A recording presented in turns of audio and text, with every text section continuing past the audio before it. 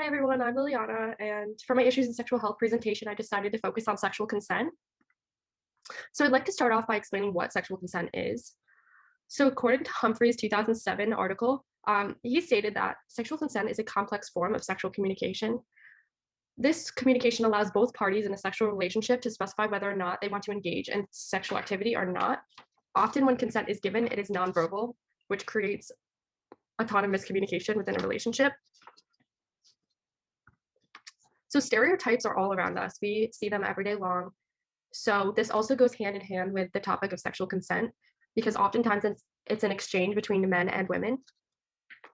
Um, According to an article about this communication by Jaskowski, men often try to convince women to have sex.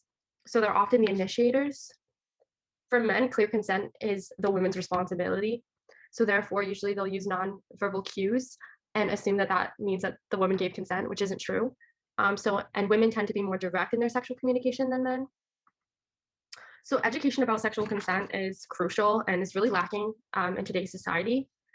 So an article called University Students' Perceptions on Their Sexual Education states how healthy relationships are based on giving and receiving consent, which is also lacking. We rarely see people really practicing this every day. So parents also play a huge role in children's socialization and education on sexual consent during elementary school, middle school, and high school. Oftentimes, sexual consent isn't covered in the sexual education topics, but this often leads to young people going off to college and being shocked when they experience these sorts of things happening on a college campus. So sexual consent on college campuses is so common. And so on the side here, you'll see just some statistics about sexual assault. So 1 in 5 women are sexually assaulted during their college careers. 95% of assaults go unreported. 1 in 13 men will be sexually assaulted during their college career. 8 in 10 survivors knew their attacker. And then every 21 hours, someone is raped on an American college campus. These numbers are crazy. So according to Jaskowski, again, affirmative consent standards were put in place on college campuses to kind of decrease the miscommunication that leads to sexual assault. And some of these standards have held its place on college campuses, but some of them don't really make a difference. So many undergraduates do not report sexual assault, especially females. And this again leads to the high rates, but they're probably even higher than we realize because they're unreported. So being educated and really recognizing the importance and need for sexual consent is a necessity on college campuses. And really the education should start, at home and then in elementary school, middle school, and high school. Okay, so furthermore, according to the Journal of American College Health, universities have put in prevention programs, but again, they've been really ineffective because they don't really focus on the factors that influence sexual consent negotiation. So some of these factors could be alcohol, age differences, all sorts of different things. So for men, it's a sexual conquest, it's dominance, it's an objectification of women and avoidance of commitments, where we more commonly will see women are passive, but really set their limits. They usually use their appearance and passiveness to attract men, but they're really focused on having a committed relationship. So on campuses, it's really important to acknowledge that women are typically the victims, even though it does happen to men too. So throughout my research, I also found an example of a campaign that really stood out to me. It's called Define Your Line. So it was created by undergraduate students and faculty at a Southwestern university to really focus on the peer-to-peer sexual consent messaging that goes on a campus. The purpose was to openly talk about sexual consent on campus. Topics included consent, misconception, dating expectations, and stereotypes. So this is an example of a great campaign that really all campuses would benefit from.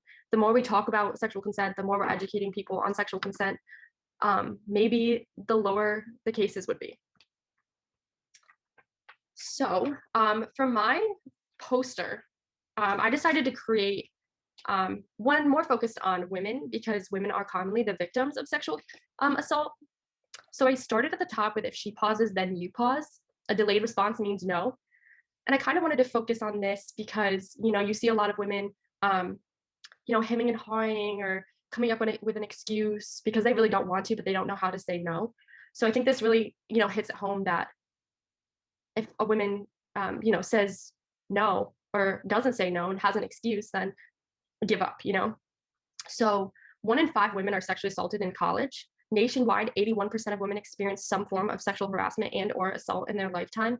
In 2018, only 25% of rapes and sexual assaults were reported to the police. So this is a really powerful message, and it needs to be stressed and seen on college campuses and as a community, like in the community as a whole. Um, so I think that this is a really powerful message that really needs to get out there to people.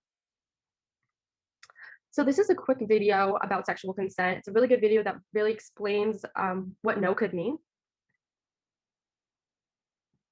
Channel, Hannah Witten and the lovely Mike and Emma have asked me to host this episode of How to Adult, all about consent.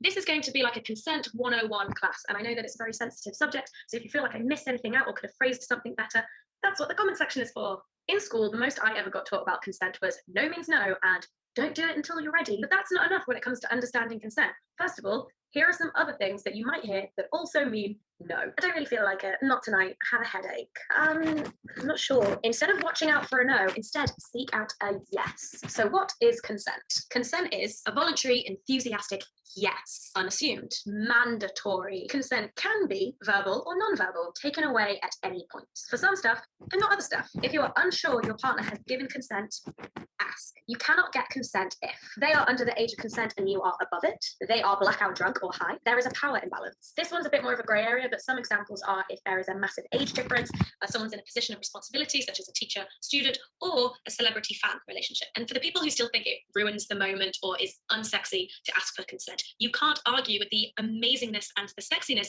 of being 100% sure and without a doubt that your partner is into it. One, it's the right thing to do, and two, you won't be worried about misreading any signals. You can just relax and have a good time. Thank you for watching. Here's like So I really think that this video encompasses everything that this presentation is all about. It's all about sexual consent, and she covered everything for the most part. But I liked the most how she explains how it's important to seek out a yes. Oftentimes we just wait to hear a no, but really we want to hear a yes, because if someone doesn't necessarily say no, it doesn't necessarily mean yes. So I have a few questions to pose to the class. My first one is, how do you think sexual consent could be effectively educated to a college community? My second one is, do you think that as a nation, we're doing everything in our power to protect victims of sexual assault? And my third one is sexual assault more common in males or females? Thank you.